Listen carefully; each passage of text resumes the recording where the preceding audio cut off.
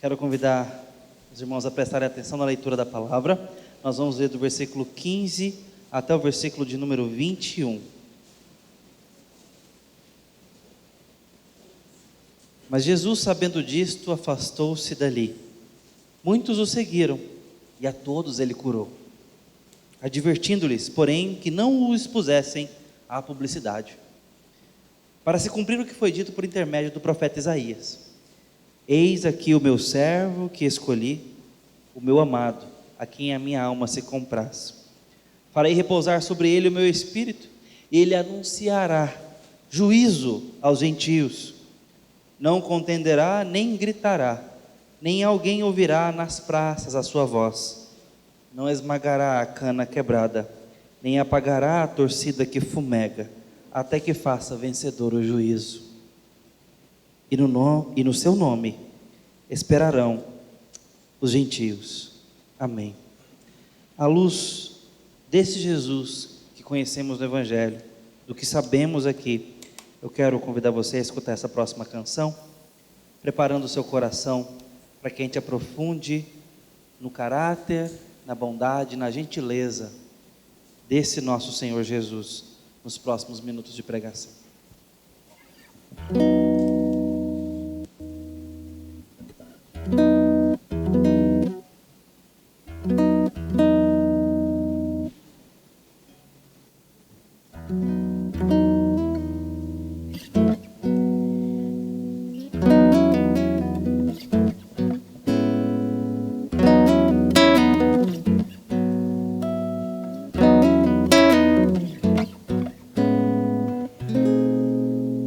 É certo, não sabemos o que vai acontecer, e o nosso pobre coração não para de sofrer. A ansiedade não resolve, é correr atrás do vento, e toda a nossa vida se resume num momento onde o coração procura solução e jamais consegue encontrar.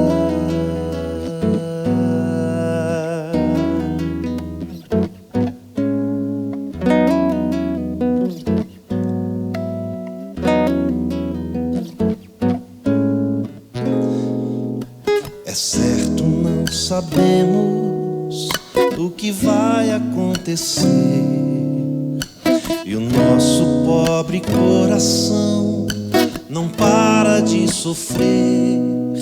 A ansiedade não resolve, é correr atrás do vento, e toda a nossa vida se resume num momento onde o coração procura solução e jamais consegue encontrar.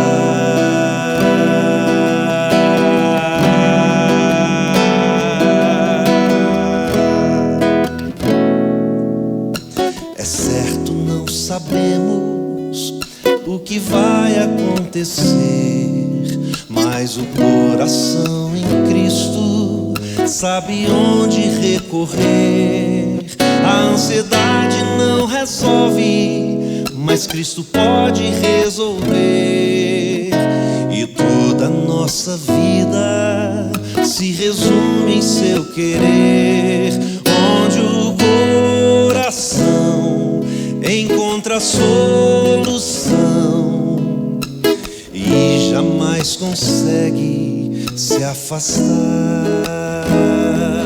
Onde o coração encontra solução e jamais consegue se afastar.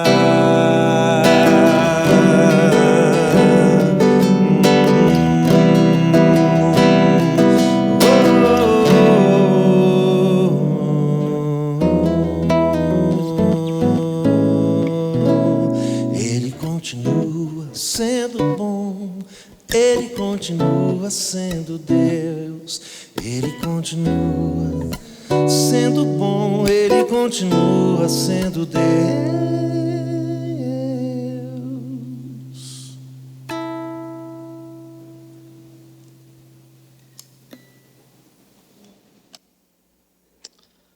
A palavra aqui nos diz: não contenderá, nem gritará, nem alguém ouvirá nas praças a sua voz. Não esmagará a cana quebrada, nem apagará a torcida que fumega. Essa é uma mensagem no meio do Evangelho de Mateus, para pessoas que estavam escutando a Jesus, num contexto muito específico, um contexto difícil. E é por isso que eu gostaria de trazer aqui a poesia de uma compositora brasileira, chamada Lorena Chaves. Uma das suas canções recentes, chamada Monocromia, ela diz o seguinte: sempre ouvi que para o dia ser bonito tem que estar ensolarado, que não há nada para se ver quando amanhece nublado, que é triste, é deprê, é preguiça, mas tem coisa na vida da gente que só entende quando o tempo fecha. Tem poema que mora escondido no choro contido, na falta de ar. Deixa vir o dia cinza, dentre versos de neblina, dos retalhos, cura para quem chora. As poucas cores no céu vão te lembrar o que importa, nas rugas do teu rosto, a beleza da alma. Bem mais do que se vê, é ter nas mãos um jeito de seguir em paz. E logo mais, toda a melancolia se vestir de glória. Sempre ouvi que para o dia ser bonito, tem que estar ensolarado. Mas muitas vezes não está. A palavra de Deus, ela não se poupa em falar a gente quebrada.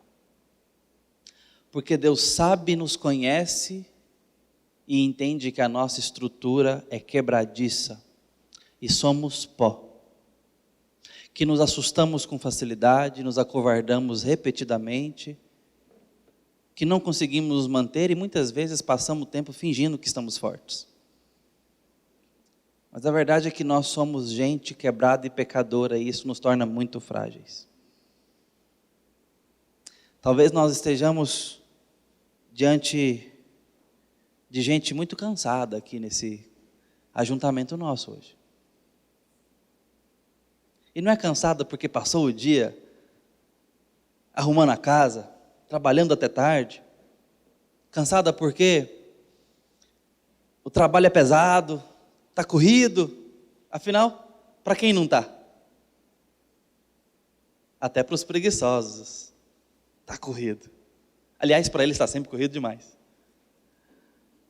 Mas não é disso que o texto está falando. Não é sobre o cansaço de descarregar um caminhão de telha. O texto está falando de pavio que fumega e de cana rachada. Para ilustrar sobre pessoas. O texto está falando de gente cansada, oprimida. Tem a ver com cansaço lá dentro. Que a noite bem dormida não retrata. Que a noite confortável, em paz, não resolve. Que as férias não são remédio. Você inventa uma folguinha, vai para o sítio da família, viaja, passa um dia em Caldas Novas, ou faz uma viagem mais elaborada, passa uma semana de férias para aqueles que podem, ou mesmo uma manhã de sábado bem quietinho de repouso. E quando você vê os olhinhos, eles estão opacos. Mas não é exatamente tristeza. É cansaço. Talvez um pouco de apatia. Uma frustração aqui, outra acolá. E nós vamos nos arrastando. E talvez não tenha ilustração melhor do que o pavio que fumega. Aqui nós estamos falando, talvez a ilustração mais perto que temos é da lamparina. Eu ainda era criança aqui em Goiânia, quando nós tiramos férias, a família toda, para ir para uma chácara, um sítiozinho, era bem roça mesmo, de um tio da minha mãe, num lugar chamado Vulcânia. Eu nem sei se existe esse lugar ainda, nunca mais ouvi essa palavra, mas nem sei se eu estou falando a palavra certa, porque eu estou buscando uma memória infantil mesmo. Eu era criança, então a gente ia passar ali um tempo lá em Vulcânia. Lá não tinha energia elétrica, era bem um sítio mesmo, era para reunir a família, esse era o pretexto, não era por causa do lugar. Muitas vezes hoje a gente faz viagens por causa do lugar, né? Não, a gente não estava definitivamente indo por causa do lugar, era só para estar junto mesmo. Ninguém queria estar lá, mas queria estar junto com as pessoas que estariam lá, esse era o ponto. Não tinha energia elétrica, então pela primeira vez eu conheci uma lamparina. Lamparina essa que tinha ali um paninho que colocava ali para botar fogo nele e ela ficar ali acesa. Tinha também umas que era a base de não sei se era exatamente um óleo, querosene. Lembrei do cheiro, era mesmo. Era mais fedido do que óleo. A base de querosene com um pavio, não é? Ele bem torcidinho ali, botava-se fogo. E ao final da noite, quando já era a hora ali daquele pavio estar na sua meia vida, no seu final de vida, eu não sei quanto tempo durava, porque realmente eu não fiquei ali examinando aquilo, mas ele vai ficando pretinho, pretinho e começa a fumegar mais forte. Tanto é que a parede do pavio para cima era preta. É preta, tipo um caminhão passou ali e deixou o escapamento bem naquele ponto da parede. Aquela mancha assim, ó, sujando a parede, que era daquela fumaça final. Já quando o pavio está perdendo ali a vida, se bem que ela ficava fumegando o tempo todo, mas no finalzinho, ok, vamos atualizar um pouquinho mais. Tem gente mais nova aqui, a velhinha de aniversário. Ok, agora? Sabe quando se assopra? Ela fica ali, soltando uma fumacinha acinzentada, meio branca, e tem um pontinho vermelho bem ali. A gente sabe, quando criança, que aquele pontinho de vermelho é uma declaração de esperança. Porque se com cuidado nós cercarmos aquilo ali, com jeitinho, dar uma sopradinha, a chama volta. Então, enquanto não apagar aquele pontinhozinho de nada da cabeça de uma agulha vermelhinha, a esperança de que a chama volte. E às vezes as crianças esquecem da festa e ficam ali em cima daquilo, e coisa boa para dar briga de menino é quem vai soprar a velhinha. O meu, por exemplo, acho que todo aniversário a vela é para ele. E aí, se o aniversariante sopra, pronto, acabou. Mas o fato é que aquela talvez seja uma ilustração para a gente entender sobre o que o Senhor Jesus está aqui agora falando para ilustrar sobre nós. Ele está usando essa figura. Esse texto está falando, eu quero ser muito breve hoje, mas esse texto está falando sobre coisas, para ilustrar sobre nós, coisas frágeis. Uma fragilidade, como diz o pregador Spurgeon, uma fragilidade mortal. De tal forma que se um vento mais forte sopra, acabou a vida.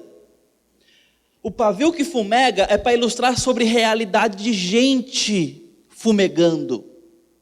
Sobre gente cansada, sobre gente sem vigor, sobre gente que está soltando fumaça porque já não é mais uma chama acesa. Já não é pessoas que você vai estar perto para se aquecer, porque não tem calor.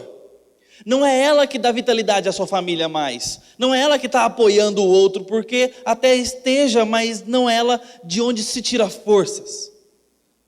Porque talvez até o seu vigor esteja tão baixo, porque se desgastou demais nos problemas da vida, no apoio a outros e foi maltratando, mal lidando com aquilo, e o coração já está bem esmagado e exausto, pela falta da fonte que renova, da fonte que traz vida nova, renovo. E a Bíblia quer usar aqui uma ilustração de uma fragilidade mortal. A qualquer momento,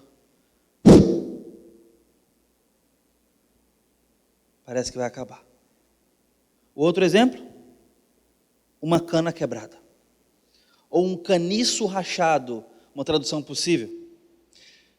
O caniço rachado, embora o pavio aqui seja muito semelhante ao que se usava no mundo antigo, ainda que nós estejamos falando de milênios, ainda a lógica é a mesma.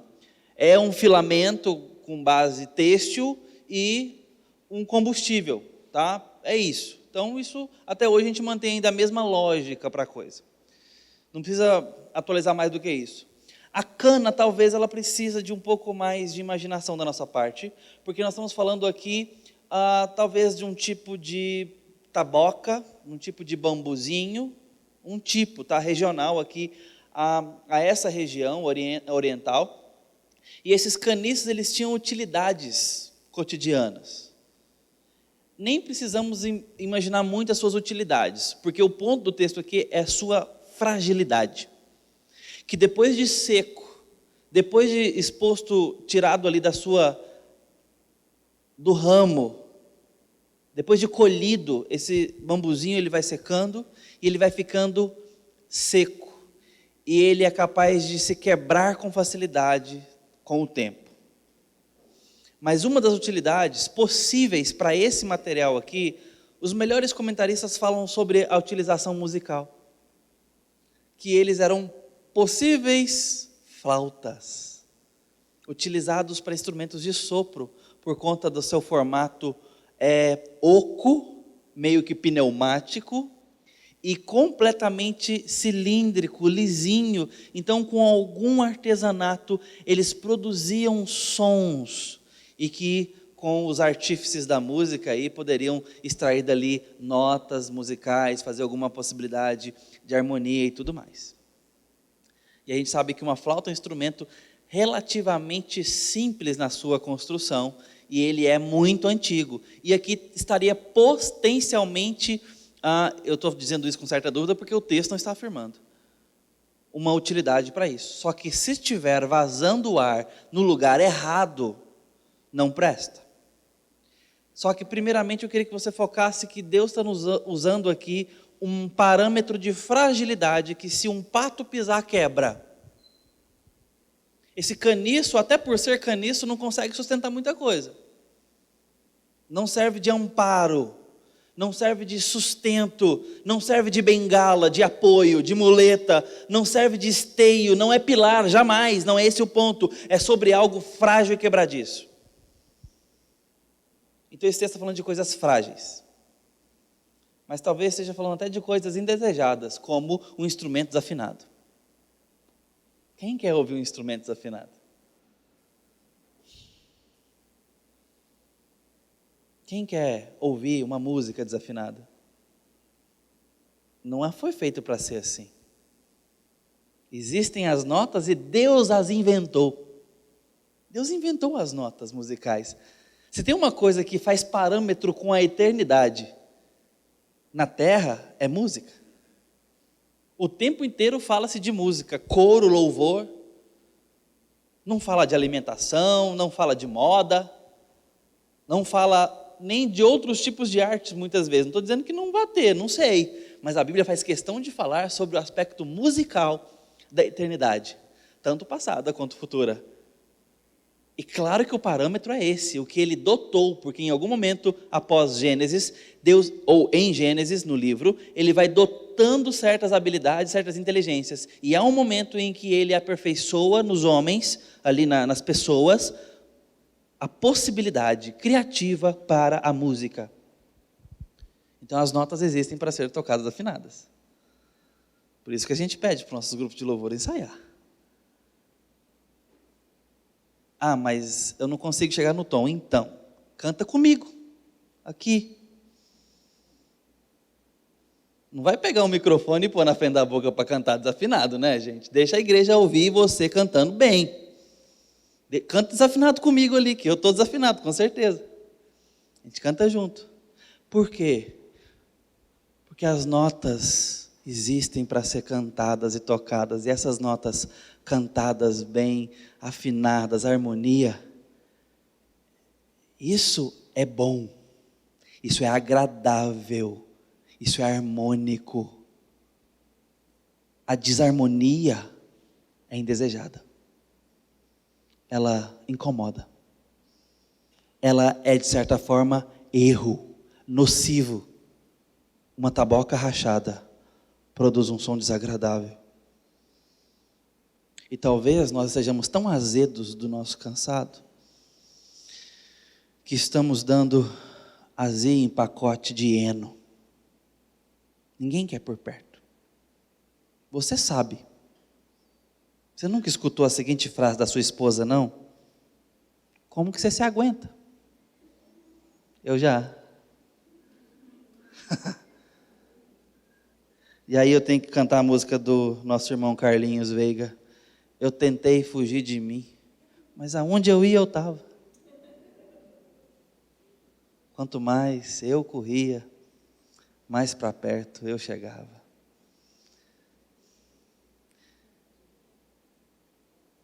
E às vezes eu tenho que responder para ela, mas eu não aguento. Não quer dizer que porque eu estou comigo o tempo todo, que eu estou aguentando.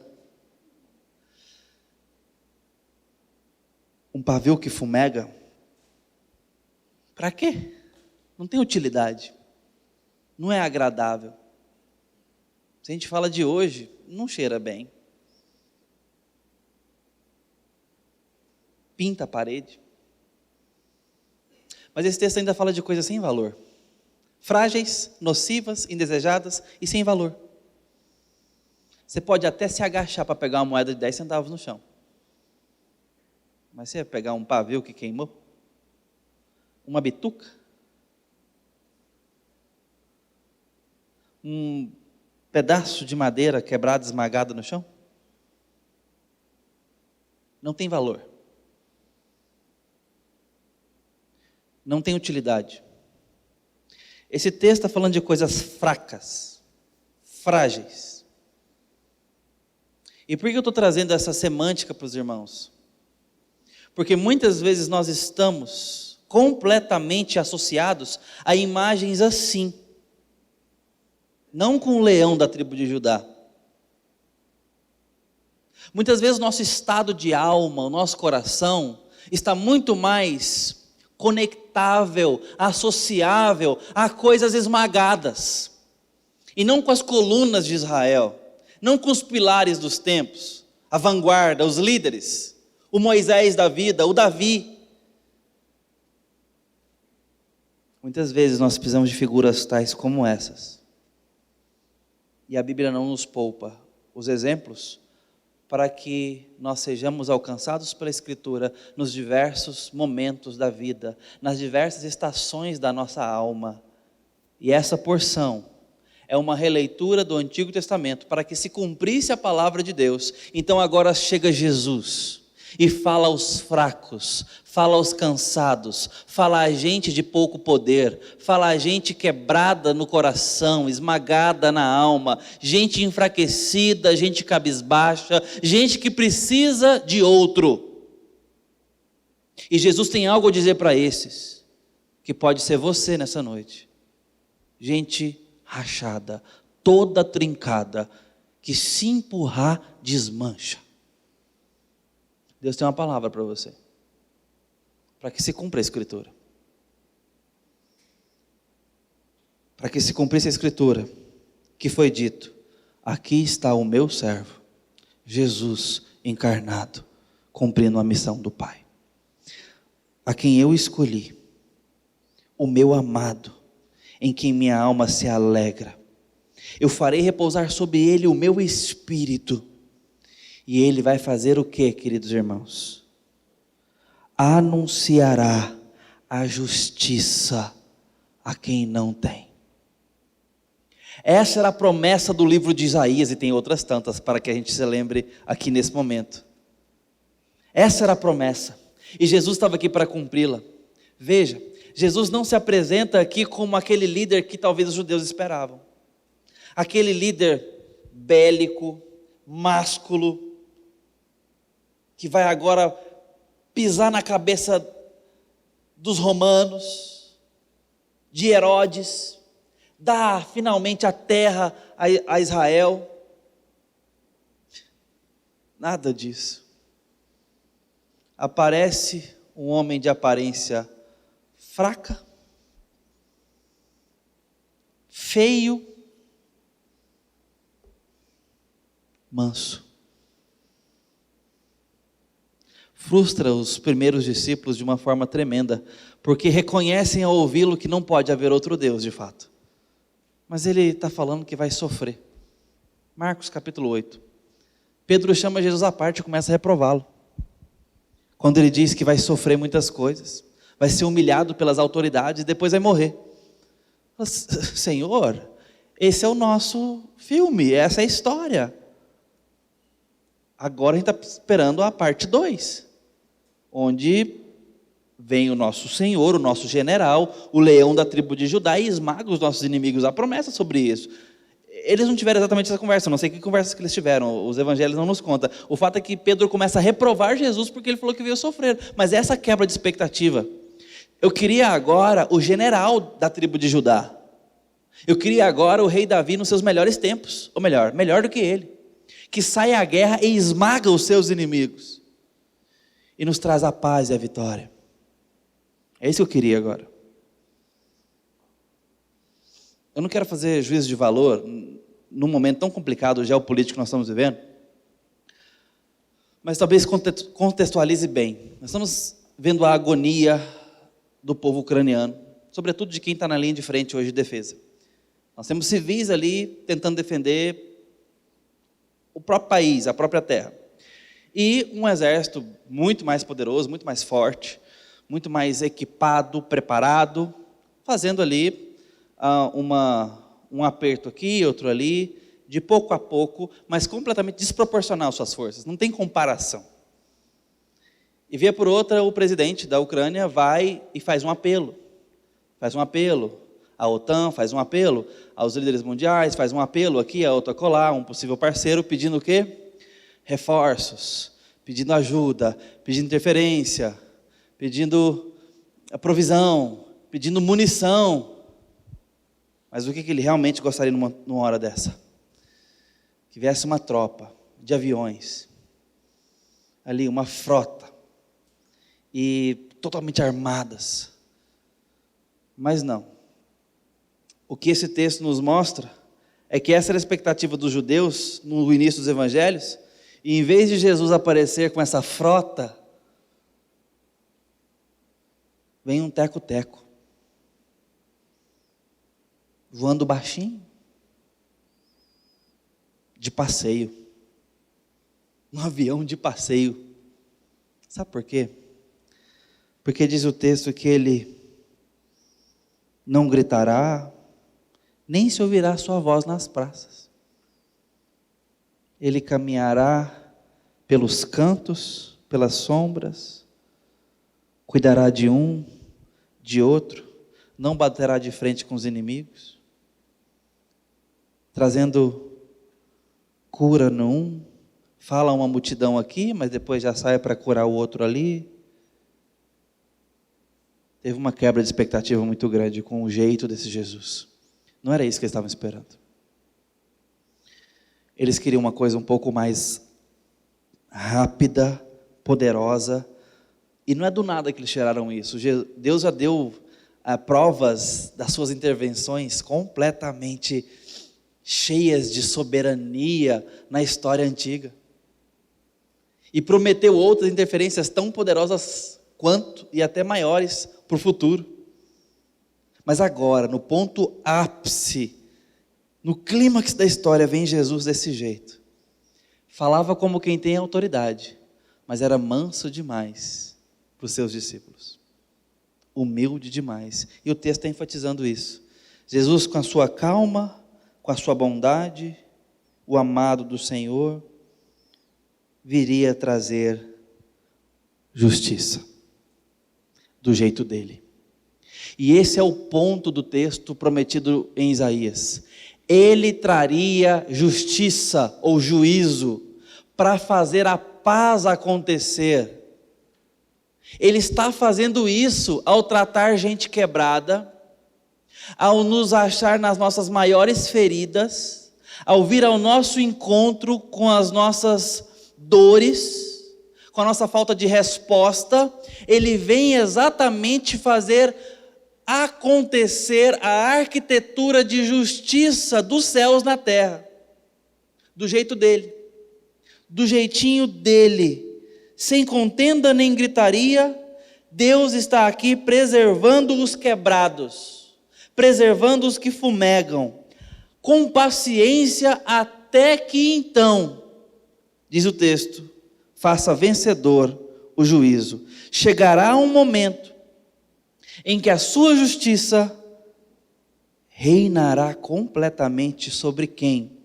Todos, o seu povo e os seus inimigos. Deus está esmagando os seus inimigos em Jesus Cristo, dia após dia. Não do jeito que nós gostaríamos que fosse muitas vezes. Porque se fosse para eu contar a história do Gênesis, não tinha uma cobra enrolada na árvore da maçã.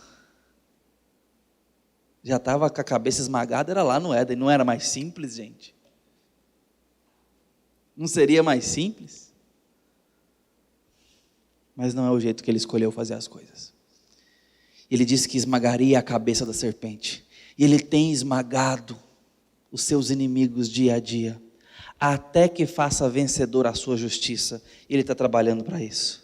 E é por isso que o profeta Isaías, no capítulo 64, versículos 1 a 4, diz o seguinte: ó, se fendesses os céus e descesse, se os montes tremessem na tua presença, como quando o fogo inflama os gravetos, como quando faz ferver as águas para fazeres notório o teu nome aos teus adversários, de sorte que as nações tremessem na tua presença. Quando fizeste coisas terríveis que não esperávamos, desceste, os montes tremeram à tua presença, porque desde a antiguidade não se viu, nem se ouviu, nem com o ouvido se percebeu, nem com os olhos se viu, Deus além de ti, que trabalha naqueles que nele esperam. Esse é o grito do profeta. Ah, se os céus rasgassem, Deus descesse. Às vezes nós olhamos para a vida e podemos ter o mesmo nó na garganta. Tudo que podia acontecer agora era o céu se rasgar e Deus vir aqui imediatamente me trazer resposta, solução, alívio. Esse é o grito do profeta. Ah, se os céus fendessem e Deus descesse. Mas ele termina o apelo dizendo o seguinte: mas uma coisa eu sei, não existe tal coisa como essa, nunca se ouviu outro como esse, que trabalha pelos seus. Esse povo de Deus aqui está clamando no tempo de Isaías, e o profeta, o seu mensageiro, está dizendo: Deus dá uma intervenção, traz resposta, não deixa para depois, Senhor, por favor, vem. Mas eu quero afirmar uma coisa para vocês, diz o profeta: esse Deus trabalha por aqueles que nele esperam. Nós somos feitos de espera. No nosso passaporte de crente tem uma cláusula obrigatória e pétrea. Nós temos que ter esperança e paciência. Nós somos o povo que sabe lidar com a dor, ou tem que saber, porque nós temos como suportá-la.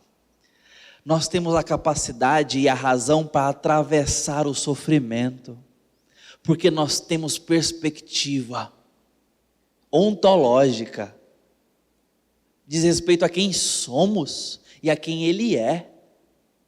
A nossa esperança é baseada em identidade, não apenas em promessas, e poderia se bastar, Mas não se basta apenas pelas promessas, que seriam vagas se não fosse Ele quem as prometeu. E esse texto é um cumprimento de promessas. Então agora eu sou levado e encorajado a voltar para outras promessas no livro de Isaías e ver o que mais tem para acontecer.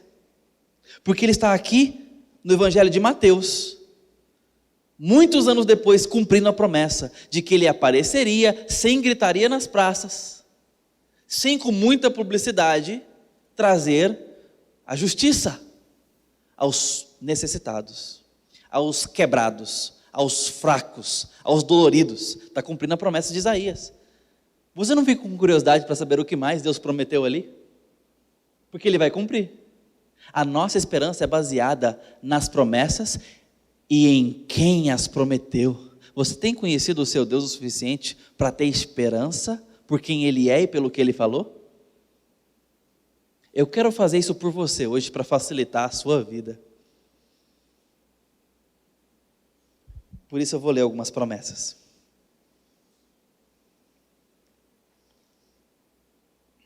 Isaías 65, 17 e 25. Pois eis que crio, ainda nesse contexto, tá? Desse Deus que viria trazer a paz sobre os seus inimigos, sobre os adversários da sua casa. Ele viria com seu juízo contra eles para fazer a paz, enquanto cuidava do seu povo, dos seus filhos e filhas de toda a terra. Isaías 65, 17 e 25, ele finaliza a sua profecia dizendo: agora eu vou te dar a última promessa, para que vocês coloquem o coração nela e suportem a dor com coragem, com perseverança, ainda que seja um pavio fumegando. Pois eis que crio novos céus e nova terra, e não haverá lembrança das coisas passadas, jamais haverá memória delas. Mas vós folgareis e exultareis perpetuamente no que eu crio, porque eis que crio para Jerusalém alegria, e para o seu povo regozijo. E exultarei por causa de Jerusalém, e me alegrarei no meu povo, e nunca mais se ouvirá nela nem voz de choro, nem de clamor. Não haverá mais nela criança para viver poucos dias, nem velho que não cumpra os seus. Porque morrer aos 100 anos é morrer ainda jovem, e quem pecar só aos 100 anos será amaldiçoado. Eles edificarão casas e nelas habitarão, plantarão vinhas e comerão o seu fruto.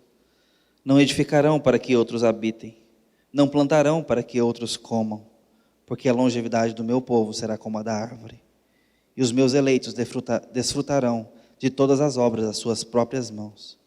Não trabalharão sem motivo ou sem razão, debalde, nem terão filhos para a calamidade, porque são a posteridade bendita do Senhor, e os seus filhos estarão com eles. E será que antes que clamem eu responderei, estando eles ainda falando eu os ouvirei. O lobo e o cordeiro pastarão juntos, e o leão comerá palha como o boi. Pó será a comida da serpente. Não se fará mal nem dano em todo o tempo o meu santo monte, diz o Senhor.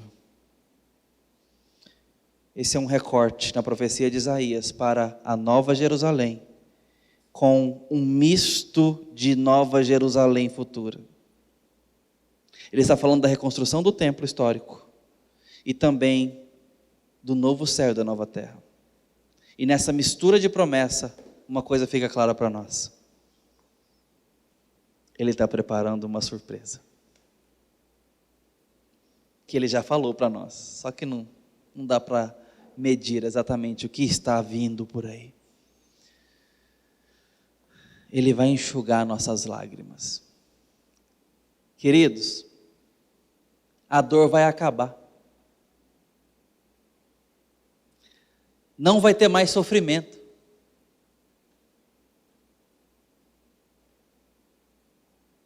Está acabando. Nossos desencontros estão acabando. A morte está chegando ao fim.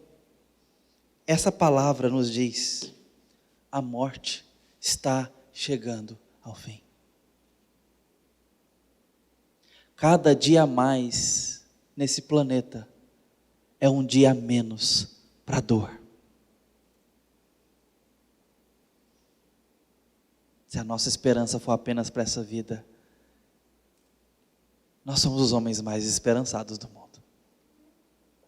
Mas não é. O motivo da nossa luta, a razão pela qual nós estamos em agonia, está morrendo a cada dia. Não haverá mais pais sem filhos. Não haverão mais casas divididas. Irmãos que não se falam. Não haverão mais desgostos, desencontros, separações. Não haverá mais traição, frustração. E nós sabemos que todas essas coisas existem por conta do nosso pecado. E Ele tem nos santificado. E nesse dia em diante, nós finalmente estaremos leves, santos. Eis que crio novos céus e nova terra. Nossa vida ainda vai começar, irmãos.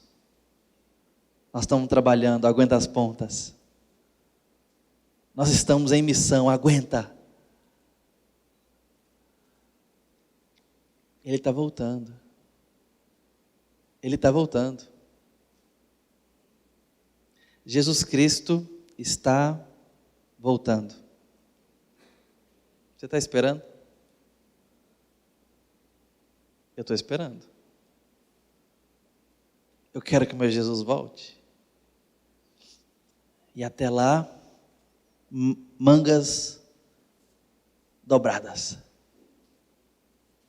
Trabalhando na igreja dele, como igreja. Eu quero que o meu Senhor Jesus ou me pegue morto ou trabalhando para Ele. Porque é sobre Ele e o que Ele está fazendo por nós. É assim que dá para aguentar as pontas. É assim que dá para segurar as pontas. Porque vai valer a pena viver nesse mundo. Apesar de toda a dor. E sabe por que nós podemos confiar nisso? Porque a nossa dor não pega Ele de surpresa. E em segundo lugar, porque Ele prometeu não terminar de esmagar quem está fraco. Mas de tratar com carinho e mansidão. Soprar naquele que está fumegando. Para mantê-lo aceso.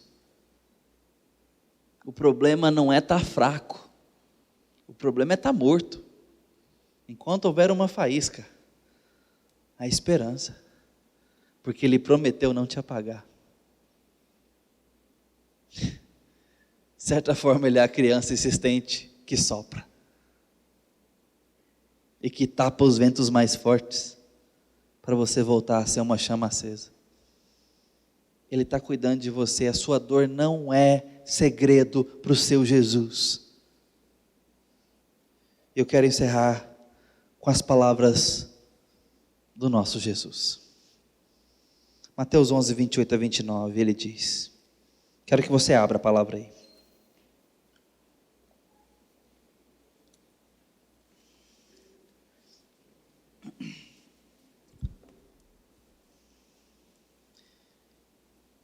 E eu chamo a igreja a ler comigo, juntamente, os dois versículos 28 e 29. Mateus 11, 28 a 29. Diz assim a palavra do Senhor. Chama a igreja para que leamos juntos. Vinde a mim todos os que estáis cansados e sobrecarregados, e eu vos aliviarei. Tomai sobre vós o meu jugo e aprendei de mim, porque sou manso e humilde de coração, e achareis descanso para a vossa alma. Versículo 30, irmãos. Porque o meu jugo é suave e o meu fardo é leve. Seu cansaço não pega Jesus despreparado, nem de surpresa. Pega Jesus te esperando. Venha a mim os que estão cansados e sobrecarregados. Nós precisamos aprender a ir a Cristo mais. Jesus está te esperando hoje. Está esperando a sua oração nesse momento.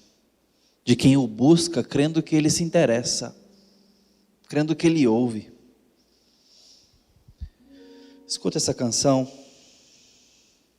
e fale com o seu Jesus que está te esperando para te aliviar, para cuidar de você.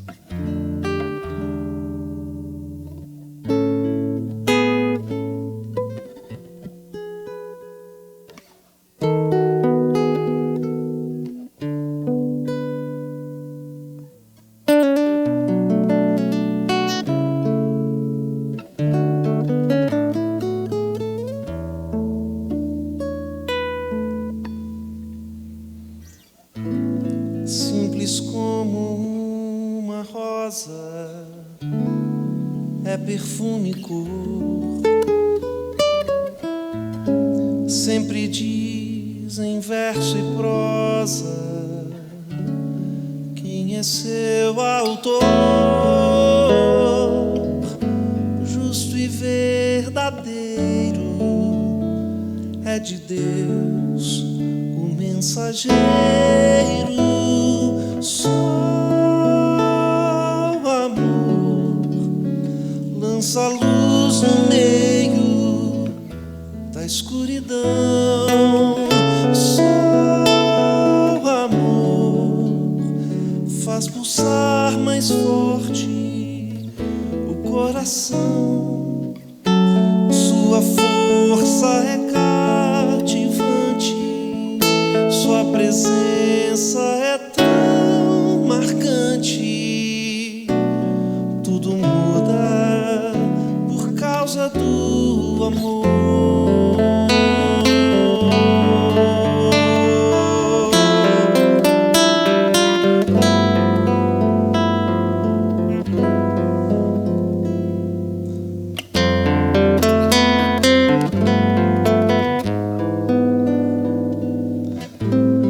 Muda o ser completamente, faz revolução. Impossível ser indiferente à inspiração. O amor é tudo, é benigno, paciente e puro. Só o amor lança luz no meio da escuridão. Só o amor faz pulsar mais forte o coração. Sua força é cativante, sua presença é tão marcante. Tudo muda por causa do amor. Só o amor traz a união, supera toda mágoa. Seu valor está nos atos, mais do que em palavras. Só o amor lança luz no meio da escuridão. Só o amor faz pulsar mais forte o coração. Sua força é cativante, sua presença é tão marcante. Tudo muda por causa do amor. Tudo muda por causa do amor. Tudo muda por causa do